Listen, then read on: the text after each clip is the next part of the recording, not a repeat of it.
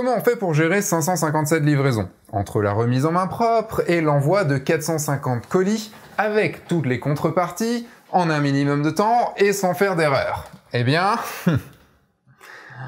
on galère sévère. Dans cette vidéo, je vais vous raconter toute l'histoire de mon appartement qui se transforme en entrepôt d'envoi de colis, de vous qui faites la queue au salon de la photo pour récupérer votre livre, et je vais aussi vous raconter combien m'a réellement coûté Soledad et combien il m'a réellement rapporté.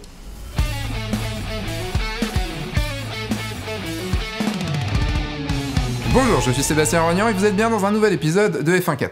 Donc voilà, le financement participatif est terminé et a été un succès. Mais la phrase que m'a dit James Ville résonne encore dans ma tête. Seb, tu t'es mis tout seul dans la merde. Et là, une fois que l'excitation de la fin de la campagne est passée, eh bien je dois dire que je la comprends de mieux en mieux cette phrase. Parce que maintenant vous êtes juste 557 à attendre votre livre. Et ça, ça met un bon gros coup de stress. Première chose à faire déjà, c'est tous vous remercier. Donc j'envoie une news via Ulule pour le faire, c'est quand même la moindre des choses. Deuxième point, finaliser la commande du livre avec le nombre exact et les options. La date d'impression est prévue pour le 16 octobre 2018, le rendu du livre pour le 7 novembre au salon de la photo. 16 octobre, 7 novembre... c'est un tout petit peu juste, mais bon, on va se dire, ça passera. Troisième point, c'est recevoir le virement Ulule. Et à mon grand étonnement, il est arrivé très rapidement, genre une semaine après, tout l'argent était sur mon compte. Ce qui m'a permis de pouvoir payer la compte pour l'impression du livre. La quatrième chose, c'est qu'il faut que je récupère toutes les infos, toutes vos infos, pour pouvoir vous envoyer le livre dans les bonnes conditions. Est-ce que vous avez changé d'adresse entre-temps? Est-ce que vous voulez récupérer le livre en main propre? Et là, c'est le début des joies, des formulaires et des fichiers Excel. Ah oui, une chose importante. Vous êtes nombreux à vous inscrire sur Ulule avec un mail poubelle où vous ne vérifiez jamais. Le truc, c'est que vous passez à côté de plein de choses. Et moi, au final, j'ai pas les infos qu'il me faut. Donc ça, c'était pour le premier formulaire. Le cinquième point, c'est qu'il faut finaliser la maquette du livre pour pouvoir l'envoyer directement à l'imprimeur. Bon, c'est lié parce que pour ça, il faut que je termine la page avec tous vos noms, tous les noms des contributeurs. Le truc, c'est que j'ai pas envie de mettre des pseudos. J'aimerais avoir vos vrais noms. Donc j'attends vos réponses au formulaire pour pouvoir finaliser cette partie. Puis, un dernier truc, c'est qu'il y a l'angoisse de la faute oubliée. J'ai relu mon livre plusieurs fois, et je pouvais plus le voir à la fin, et un grand merci à Jessica et à Nicolas qui ont relu également. Bon, au final, je crois qu'il reste 2-3 coquilles, mais bon, on va dire, c'est la vie. Et arrive enfin l'angoisse de se dire, attends, putain, là, c'est vraiment terminé? Il faut que j'envoie à l'imprimeur, ça va vraiment être tiré à 1130 exemplaires? Oh putain. Le truc, c'est que je peux pas juste dire « Allez, on refait, hein, putain, ça coûte 15 000 boules. Ça coûte 15 000 boules. » Puis arrive enfin l'impression, qui est le 16 octobre 2018. Et là, je suis à Groyet avec mon fidèle Maxime. C'est le grand jour, mon livre commencera à sortir des machines vers 14h. Bon, je vous ai déjà raconté cette partie dans une vidéo, je vous la mets en fiche jusqu'ici. Il reste évidemment encore quelques étapes après, genre la découpe, le pliage, le façonnage, la couverture. Tout ça prendra les 3 semaines restantes. L'envoi des colis.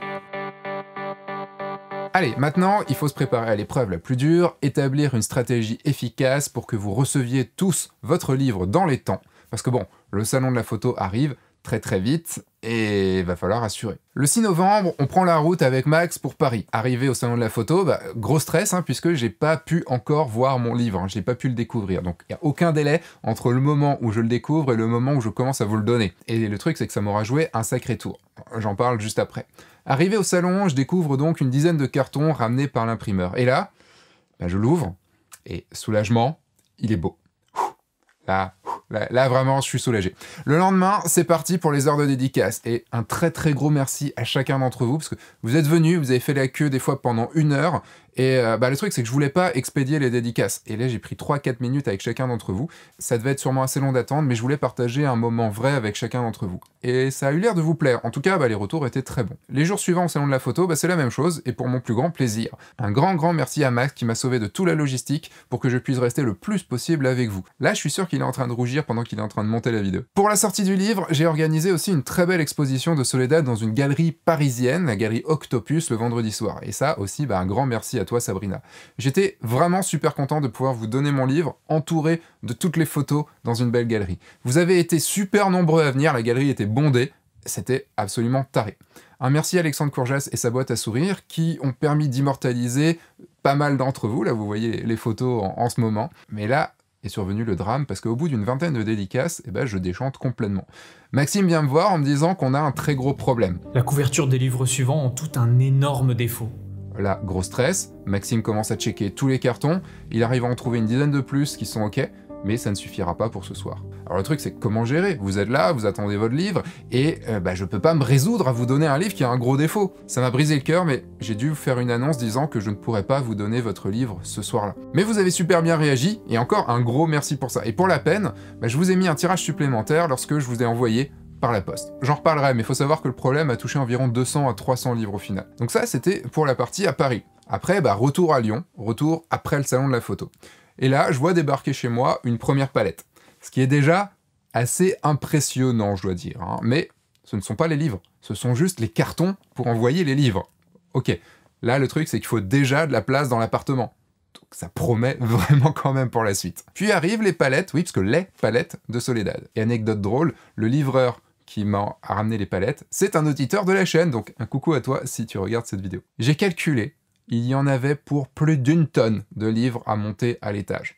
Cool, ça va me faire le sport de la journée. J'ai tout ouvert, j'ai mis de côté les livres qui avaient le problème que j'ai vu à Paris, j'ai appelé l'imprimeur pour gérer la situation, mais comme il était déjà au courant, puisque forcément je lui en ai parlé quand j'ai découvert le truc à Paris, le truc c'est comme la livraison était déjà lancée, impossible pour lui de vérifier les livres, donc au final il m'a envoyé un coursier pour récupérer les livres défectueux, et j'ai reçu les nouveaux quelques semaines après. Ce qui m'allait bien puisque j'avais assez de livres pour satisfaire toutes les commandes Ulule, c'était juste pour des livres après.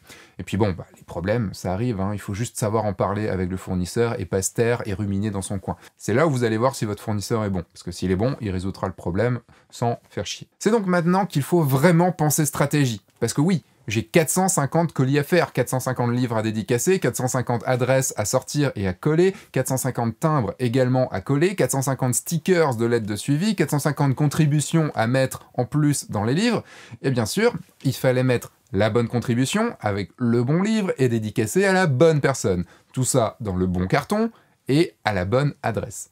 Ça fait quand même pas mal de raisons de se tromper. C'est donc le moment du fameux deuxième formulaire à remplir. Ouais, la joie, car après des problèmes à Paris, il fallait que je sache si vous étiez venu le chercher là-bas. Je sais que ça en a saoulé plus d'un de devoir remplir un nouveau formulaire, mais je suis désolé, je ne pouvais pas faire autrement et Ulule gère assez mal ce truc-là. Il a fallu gérer la liste de ceux qui ont eu le livre à Paris, ceux qui ne l'ont pas eu, être certain de ne pas faire d'erreur, vérifier les adresses d'envoi, les prénoms à qui dédicacer, parce que certains d'entre vous ont acheté le livre pour l'offrir, et donc il fallait pas que la dédicace soit à votre prénom, mais au prénom de la personne à qui vous voulez l'offrir.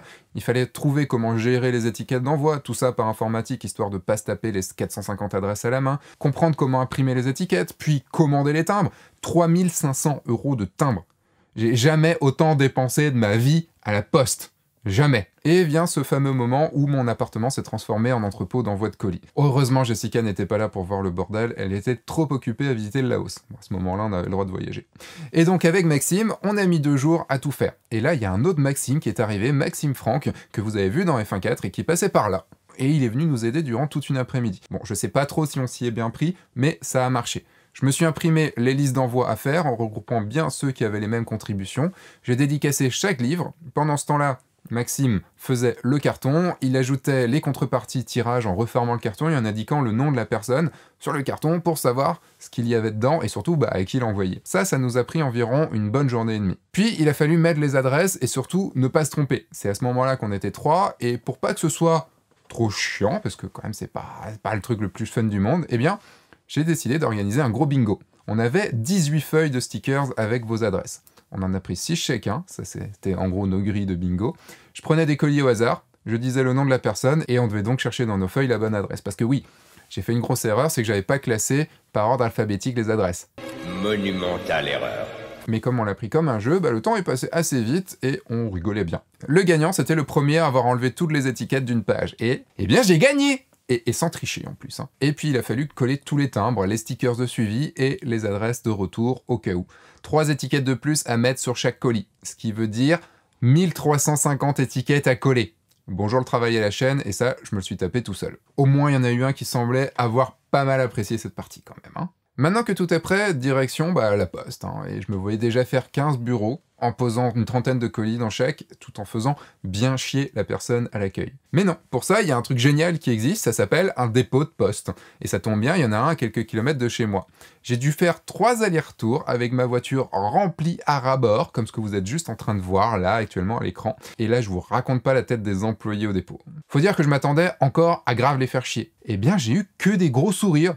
Et ça, j'avoue que ça fait quand même grave plaisir. Donc un gros merci encore à eux. Maintenant que mon salon a retrouvé son état normal, je peux souffler. Entre-temps, vous commencez à recevoir les colis et à me faire vos retours via Insta ou par mail. Et là, c'est absolument génial, il y a plein d'amour qui arrive d'un coup, vous êtes ultra content.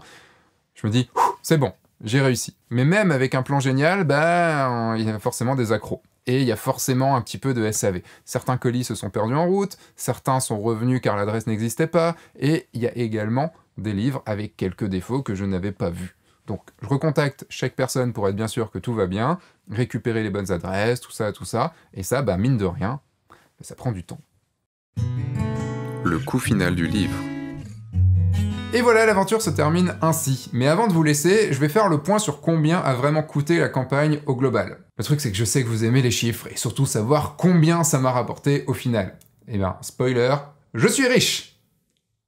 Ou pas. J'ai donc récolté lors du Ulule 41 346 € TTC. J'enlève à ça les frais, l'impression du livre 13 160 €, les cartons, rien, puisque Matisseo me les a offerts, donc merci Matisseo, la poste 3 458 €, les tirages normaux, rien, parce que c'est Matisseo également qui me les a offerts, les tirages Fine Art de Cher Photolab 3 948 €, les 8% du Ulule 3 305 €, les frais divers 850 €, le salaire de Maxime pour toute la partie qu'il a gérée, c'est-à-dire le montage des vidéos, sa venue à Paris, l'aide sur l'envoi des livres, 1200 €. Perte sèche, les livres qui avaient un petit défaut, les envois non arrivés, les pertes, estimation, ça à peu près 500 €, ce qui fait un total de 26 421 €. Donc après tous les frais payés, il me reste en bénéfice 14 895 €, et j'ajoute 550 livres qu'il me reste en ma possession, et que je peux potentiellement vendre, donc potentiellement 23 100 € en plus. Mais à ce calcul, je n'ai pas intégré mon coût horaire, sachant que ça m'aura pris au moins 4 mois de travail à temps plein, sans parler du temps évidemment de faire les photos, et du matos qu'il a fallu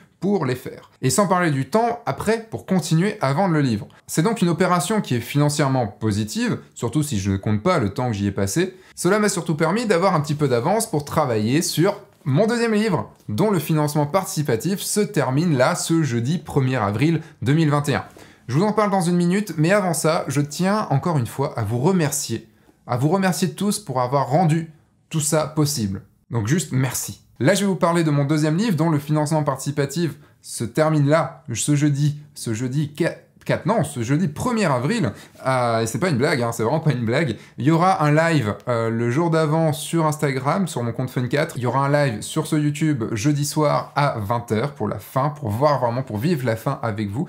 Là, j'enregistre avant, donc je ne sais pas du tout comment ça se passe. J'espère que ça se passe bien, en tout cas, je croise les doigts. Et vous avez toutes les informations, je vous mets le lien, tout ça et tout. Juste pour vous montrer la différence entre Soledad et Jessica, vous voyez qu'il y a quand même une grosse différence entre les deux, même une différence d'épaisseur. C'est mon nouveau livre, j'en suis vraiment ultra content, j'ai vraiment hâte que vous l'ayez entre les mains, que vous voyez un petit peu toutes les choses que j'ai pu mettre dedans. Il y a beaucoup de photos inédites. Bref, on se retrouve sur le Ulule, je ne vais pas en dire plus. Si vous voulez, vous pouvez me suivre aussi sur Instagram, sur Fun4. Et puis voilà. Moi, je vous dis donc à dans quelques jours pour ce live et pour la fin. Et puis à dans pas longtemps pour une nouvelle vidéo. Entre-temps, sortez, faites des photos et surtout, amusez-vous. Au revoir.